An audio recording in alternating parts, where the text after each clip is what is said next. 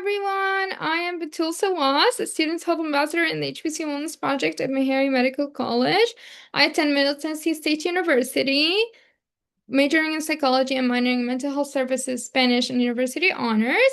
And I would like to introduce you this award-winning project in the Xavier University of Louisiana Health Disparities Conference 2026, Breaking the Silence, Shifting Attitudes Toward Depression Through Psychoeducation in Young Adults.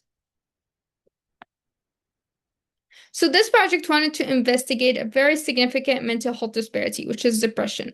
Sadly, many young adults who are at risk for depression tend to be hesitant to seek care or prevention as a result of cultural mistrust, stigma, and lack of mental health care providers. So this project wanted to bridge this gap and investigate how the psychoeducational intervention impacts attitudes toward prevention and treatment-seeking behaviors for depression. So the hypothesis was that after a cultural response of psychoeducational intervention, participants' prevention and treatment-seeking attitudes would improve, and that will be shown when their pre-tests and post-tests are compared with a higher average in the post-tests.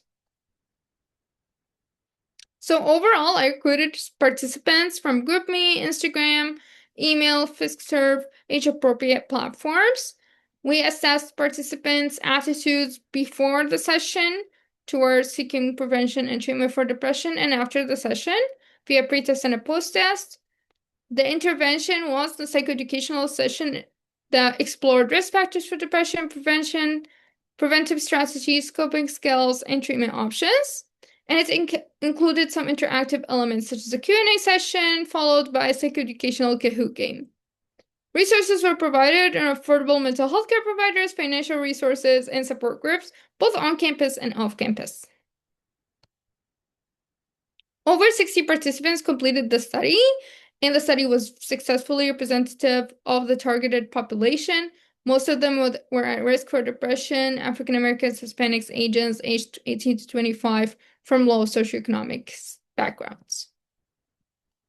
So the psychoeducational session that was hosted in partnership with the Metro Public Health Department led by Nicole Foster that discussed risk factors, prevention methods, coping mechanisms, treatment options was highly successful in changing attitudes. Up to a 7% higher post-test average was shown.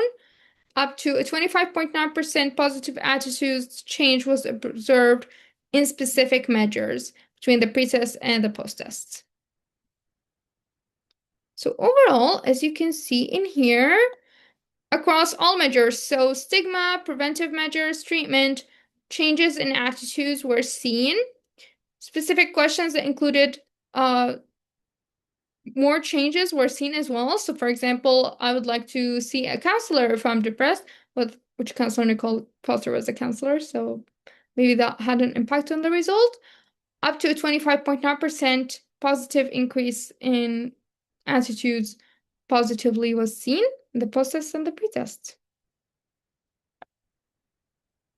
So in conclusion, attitudes did improve positively after a brief psychoeducational intervention, and the hypothesis that participants' attitudes will increase regarding depression, coping mechanisms, risk factors, prevention, and treatment was retained.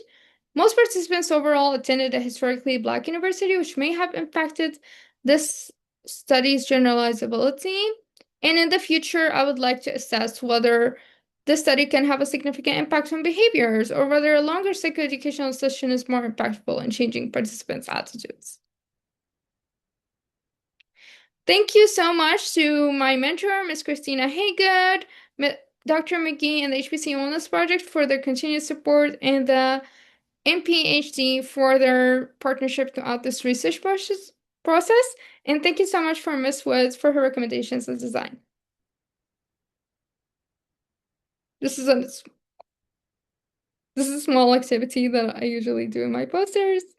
Thank you so much for listening.